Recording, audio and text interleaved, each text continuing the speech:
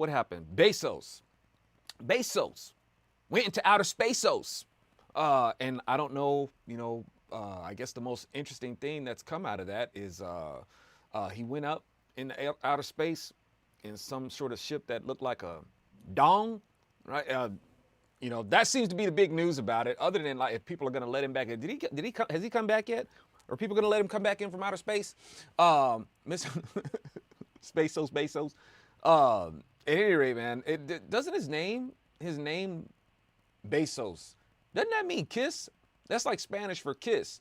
And so, off in the outer space in the U.S., Earth spaceship dong kisser. I don't know. His name is Bezos. And I think it means kiss in a spaceship that looks like a dong. All right. Anyway, what was that other thing? Was George Soros? George Soros is buying up something that has to do with coronavirus. I don't know how many people are going to end up showing the so-called vaccine. They're buying up the vaccine, and I don't know, for some reason I have a feeling a lot of people are going to be showing up positive because, hey, all these liberals and socialists and collectivists, they're all about positivity anyway. So, hey, be positive, get your vaccine, and you can be positively COVID compliant and somehow magically end up with COVID anyway. Let's see. What other nonsense is going out there that I don't really care about? Let's see. Hollywood's socialist boom emboldened leftists to agitate for radical change. Okay, how many times I got to say this? And conservatives help with this too much, and this is why these people get away with it. You got these Democrats out there claiming to be radicals, and you got conservatives out there calling them radicals. Okay, conservatives, let me help you out with this. They're not radicals, again, for the 1000th time, right? And I know that this is liberals calling themselves radicals, but they call themselves this because conservatives help them do it. They encourage them to do it, which is something that they're not. When conservatives call these people radicals, conservatives need to realize that they are given over to the tactics of Saul Alinsky. You are playing into his book, right? You're not using his strategy against him. You are helping the tactics of Saul Alinsky. You guys are bought into the rule book for radicals, and I dedicate this book to the first radical, Satan. Satan wasn't a radical. Satan was a rebel. If Satan was a radical, he would have stuck to the word of God, but he was rebellious, not radical, rebellious, okay? Don't help these nuts use that word. All right, so they're trying to call themselves radicals without even knowing what it means, but it's effective for them. Nonetheless, they just got lucky. At any rate, so Hollywood's socialism boom. They're trying to get this radical change going, this so-called, radical change, and trying to, push for these unions. I don't know if these folks understand that unions and socialism don't really mix at the end of the day. If you go full socialist, there's no point in being union. When you make sure that the industry is now owned by the state, and where the state it now owns the people's earnings, and going to be setting costs and all that sort of stuff, what's the point of having unions? I mean, if anything, you can have your workers' party and unions and stuff like that, but and if you want to do that, liberals, you guys need to understand something. You guys want to go ahead and be the union workers party, the party for the workers, and be unions in a socialist system. Then you will actually have gone full Nazi, right? And you guys already hate the Jews as it is. Come on, Democrats, demo KKK-crats. Right? You despise Israel as it is. You side with Palestine. If you want to go down this road where you're going to call yourself these workers, this is pro-worker and pro-union, this is your pro-workers party, your pro-socialist workers party, then you have become, in effect, Nazis. That's what Nazi means. National German Socialist Workers Party. Just replace German with American, if that's what you want to call it, because you're not acting like Americans, you're acting like Nazis. And that's what you're going to be. Hollywood, why are y'all always trying to, well, actually, no, you wouldn't be pretending. You would just, in effect, that's what you would be, right? So, but anyway, these Democrats are so misinformed, misunderstood, just totally dyslexic about what it is that they think they represent, what it is that they think they are. You guys are canceling yourselves out. Your full-on cancel culture is canceling itself out. right? You're making yourselves more and more pointless and irrelevant. For what reason? Well, I know what the reason is. You're godless and you're nuts. That's why. And you're fully given over to your imaginations if you think that this stuff leads to a better place. Look at history. It don't. Right? It just doesn't. You guys you're talking about justice and all that other bag of snot. Looking. Okay, unions, you want to be pro-union and stuff like that. Unions are the worst offenders of the pay gap. They're the worst, especially if you're talking about in Hollywood, man. Especially if you're talking about in Hollywood. You're going to be the worst offenders of the pay gap, segregation, unequal pay for the same work. Right? I've done that road. I've seen it myself. Hollywood is full on hypocrisy. Unions are everything that these liberals claim to hate and be champions against. Right? You say, for instance, you work as if you can get work as an extra, right? And you're non-union, you're gonna be doing the same stuff. And they're gonna feed you maybe like a peanut butter and jelly sandwich and a bag of chips, while the freaking union workers are gonna get lobster and they're gonna get steak, they're gonna get prime rib and stuff like that. That's what's gonna happen. You're gonna be segregated over here, non-union, scab extra, right? While the union extras who gonna do the same flipping thing as you, they're gonna get paid more, they're gonna eat better, they're gonna get residuals, but not you. Huge pay gap, man. Huge pay gap. These freaking hypocrites, right? So, all that sort of stuff. This stuff that they're pushing for, y'all. It's all imagination. They want to act like that they're champions for these things, and this stuff doesn't exist. Wait a minute. I mean, but like I said, that's their job. Their job is imagination. Their job is an industry of make believe. That's just who they are. That's what they do. People be talking about Hollywood doesn't have any more imagination. The movies and the remakes and all that sort of stuff. Hollywood doesn't have animation. That's not true. Hollywood's got too much imagination. That's what their problem is. Okay, they're given over to an overactive imagination. They don't know when to clock out. That's why they keep putting out this dumb propaganda that a lot of country observes themselves through, right? So in Hollywood, what do we need with this movement for? Really, they got this. They're looking for radical change, so-called radical change. Like I said, they ain't radicals, not even close. All right, they're looking for all this radical change that they're going to have in Hollywood. How is it possible that these people are experiencing this in this oppression? How are they experiencing this oppression? How can they feel like victims in the mecca of so-called wokeness? How is that possible? Right? How are they having these protests? I thought Hollywood, they're the cream of human decency and champions of righteousness and all that sort of doo-doo. That's not true. Hollywood is dirty, it's cutthroat, it's objectifying, it's misogynistic, it's shameless, has no morality, right? Just as cutthroat and opportunistic, and lacks value and respect for people. Right? That's Hollywood. It's dirty, man. Hollywood is a dirty industry. And trying to make you, feel like that it's you. This is their microcosm, but it has macrocosmic effects. But like I said, these people in Hollywood, what do you need these movements for? Why? I thought Hollywood already got it. I thought the rest of us, knuckle draggers and stuff like that were the ones who didn't get it. And we need to be taught how to be woke and I guess act less white or whichever and whatever their nonsense is, because they already got it. What are these people protesting for in Hollywood or making all these demands and dissatisfied for, and they're agitated? Are you agitated? So anyway, that's that makes about as much sense as what is it, Lena Bloom. The so-called Lena Bloom is Sports Illustrated swimsuits issues first transgender cover star, right? So more imagination land, right? Trying to tell folks, man, People just, you know, and it's funny, man, because even in the conservative circles that I've been in, you know, they try to make like there's no big deal, there's no harm in it, and I'm like, you know, we're trying to tell them, it's like, hey, the Word of God has already given us a heads up on this, dude. You don't want to go down this road. The first thing the Bible tells you about the devil is that he works in subtleties, and people just, you know, they dismissed the subtleties. Now look where we're at, right? The Bible tells you about how Sodom and Gomorrah was. There was a kingdom of sexual perverts too, right?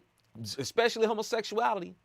The other nations surrounding, who was a bunch of heathens also. They was heathens too. Even they were like, God, can you come do something about this, because they are really screwing things up. The oppression of their lunacy is pouring out on us, and it's got to stop. Lord, can you do something about this? Right? The Word of God has already told us about this.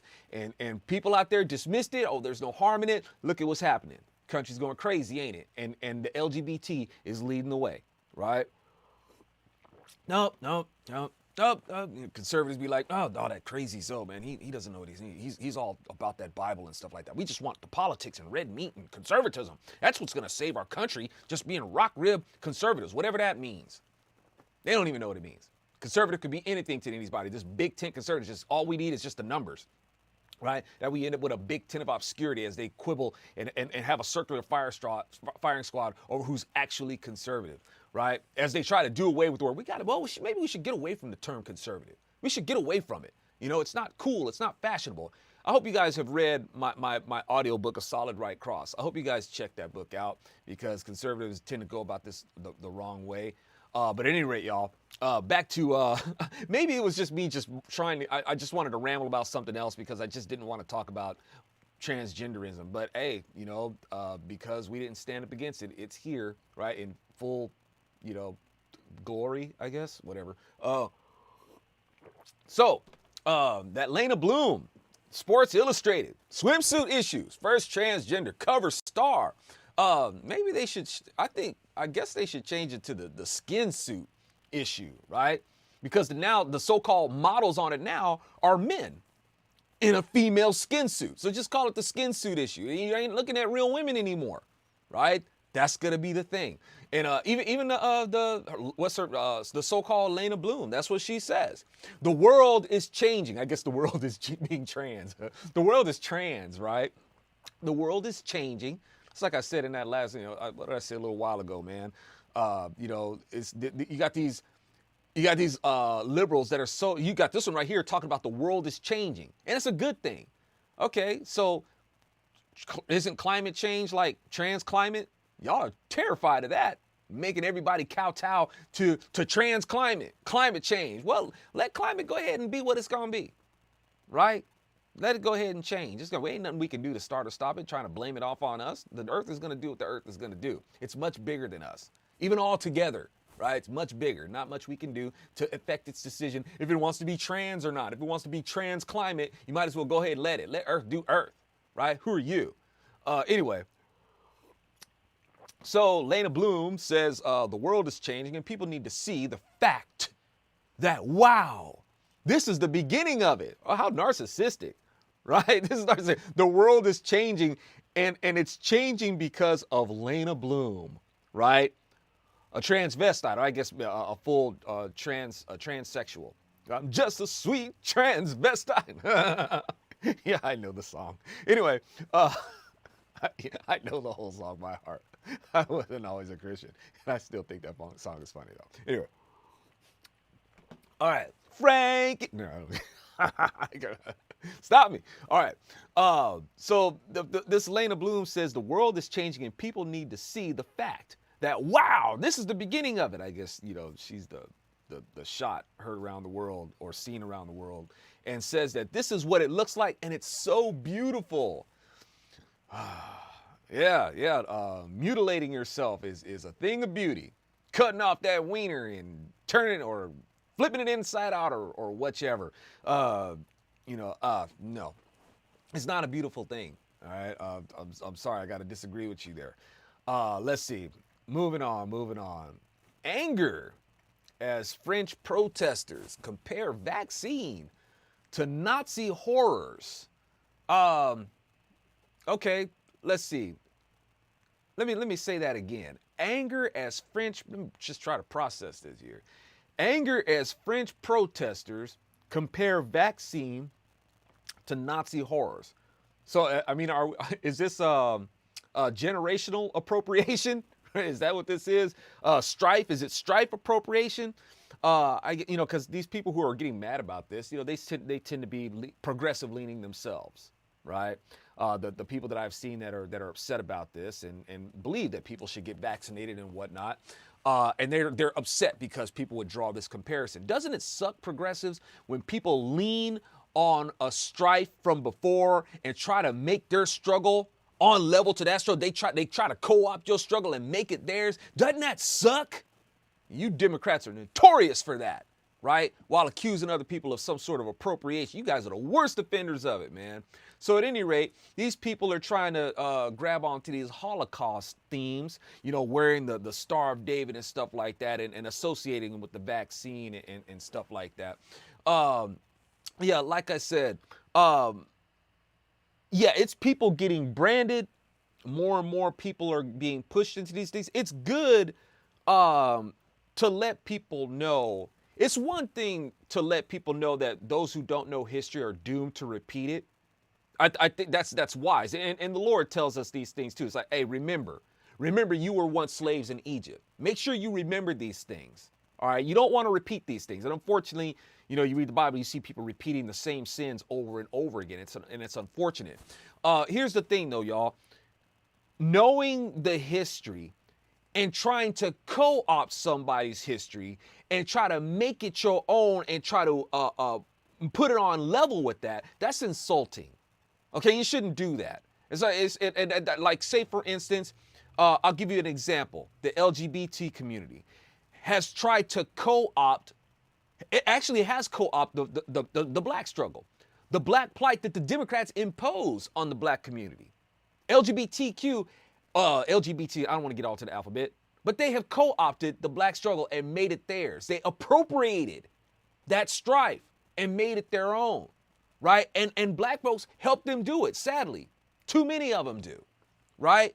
Trying to say that this is Jim Crow all over again, or in illegal immigration, in anything, you name it. It's always appropriating the struggle with blacks and trying to make it their own on several fronts of policy, right? So this is like the same thing, and it's insulting. It's like, yo, how dare you? In the words of Greta Thunberg, right? How dare you, right? You have stolen, not in this case, not our childhood, but you have stolen.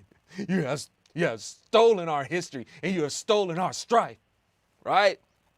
They took our struggle, LGBT, and you got the black community out there helping them do it. And then want to turn around and say that America emasculated the black man. It's like, you guys vote for the emasculators, right? Democrats be holding parades for men who forfeit their manhood, right? And then you want to blame America. It's like, no, you guys got that backwards. You got that wrong. But you see that's the problem with this, y'all. You see what I'm saying? I get the rhetoric. I understand that. But it ain't the same thing. You don't co-opt somebody else's struggle. You remind them of the history, sure, but don't try to make this your struggle on the same as this. All right, and I get it, man. If we're not careful, it could be the same thing. Right now, not right now. It's been happening. The animosity of the godless against the Christian is rearing its ugly head. It's revisiting again. Who knows what can happen when we decide that we're not? You ain't gonna brand us. That just ain't happening. All right, how far are they willing to take this? How far are they willing to push their objectives of a one world government, their objectives of pushing their agenda to where all this tolerance and acceptance, as long as you think like us, this utopia that they have, how far are they willing to go? We've seen how far people are willing to go. So I understand people trying to rely on this rhetoric, but once again, have some tact concerning do that, because what you'll end up with is a self-fulfilling prophecy.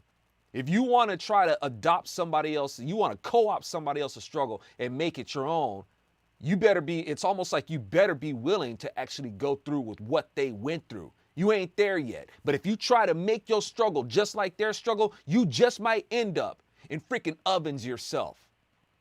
let's not take the rhetoric too far and try to co-opt somebody else's struggle. All right. Once again, I can't stress enough. Remind people of the history, yes, but don't try to make it yours, because you might end up having to endure the full scope of what they had to go through. And we didn't have, and thanks be to God that we didn't have to go through a Holocaust. But if you want to wear the badge of a Holocaust, you better be willing to wear that badge all the way. All right. So it's not a good idea, y'all. Don't do that. Let's see. What was that? What was this cat? Just a real quick thing on Kennedy during a hearing is snapping on was that Mira Smyrna or something like that? Joe Biden. I don't care what her name is. She's a loony too. A Biden nominee. Who I guess like a pull string doll, man. It's like just yank her string, say, I'm gonna look at precedent. I'm gonna look at precedent. I want to look at precedent. So that was basically her response. I guess I don't know how much money somebody was paid to coach her on that, but I guess that's what she got out of it. And I dig, where he's coming from. He's just asking is, okay, well, what do you base that on? And that's what I'm asking all the time. What do you base this on? What qualifies as an actual precedent? How do you come to that conclusion? This person won't answer, right? Because this person is godless and going to duck the question. We know what y'all are trying. We know that you got an agenda, right? Y'all are shady, just straight up shady, But it's such a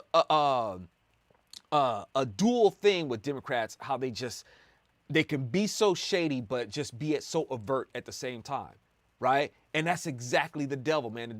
The word describes it that way. Remember, he's described as he works in subtleties. Then it's going to tell you that he goes back and forth like a lion. He's bold like a lion, looking for who he can devour, right? Because he's got a campaign. He's got a strategy. It's a war strategy. This is a war, right? He knows how to get close enough, to the enemy and infiltrate before he starts doing big damage. He knows how to do it. He's doing it masterfully at this point. He's doing it quite effectively, so it's like, we're not totally stupid. We know that you're trying to duck the question. You're gonna sit here and talk about precedent. Well, what does that mean? What cases are you gonna look at?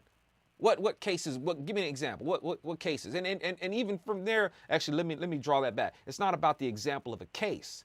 How do you even select which cases that you're going to look at? What is your basis? Really, where are you coming from with this? Why don't you just be upfront and honest about what it is that you're trying to do, right? It's unfortunately that they are doing. Anyway, y'all, let's take a look at last thing I'm going to look at is Larry Elder, right, running for governor and blocked. He's being blocked. What is this, man? Is this the speaking of Jim Crow? Democrats, are you doing it again? You blocking black folks? You black blockers, right? You blocking black folks just like y'all didn't want black folks to go into schools. Y'all stood out with your blockade with what's his name? What was that dude's name? Segregation now, segregation forever. I can't remember that nut's name. You guys remember? Actually, yeah, just to see if y'all are paying attention. What was that cat's name, man? I can't remember his name off the top of my head. He was the governor at the time. But anyway, I know somebody will drop it in because my conservatives up in here, Republican voters, they know, and they can fill in the space where I forget. Wallace, right? Wasn't it Wallace? Thank you, Robert. You beat me to it. Thank you, brother. I see it. Okay, so but they're gonna make the blockade. Y'all, is this George Wallace all over again? George Wallace gonna come and say, no, Larry Elder, you can't be governor of California. I say segregation now, segregation forever. You can't be governor, right? So now, Larry's, trying to be gracious about it, and he goes on Fox News and says that, it's not racism. Okay, Republicans. Once again, Republican voters, and I understand Larry's more of a libertarian. I reckon he's going to be running as a Republican for governor. I don't know for sure, but I reckon that he will. Republicans, this is why they lose, right? Because they will not acknowledge systemic racism, white privilege, and white supremacy. They won't acknowledge it, right? Because they think it's an indictment against them. They're so defensive about being white. And then you have a lot of black conservatives out there trying to make it look like, oh, we're not about that stuff. And we don't we don't play victims and assume that we're being affected by this racist America and stuff like that, which a lot of I agree. I don't racist America's not inherently a racist country, right? I'm not out there butt hurting about what the white man did, and I don't buy into the whole racial narrative.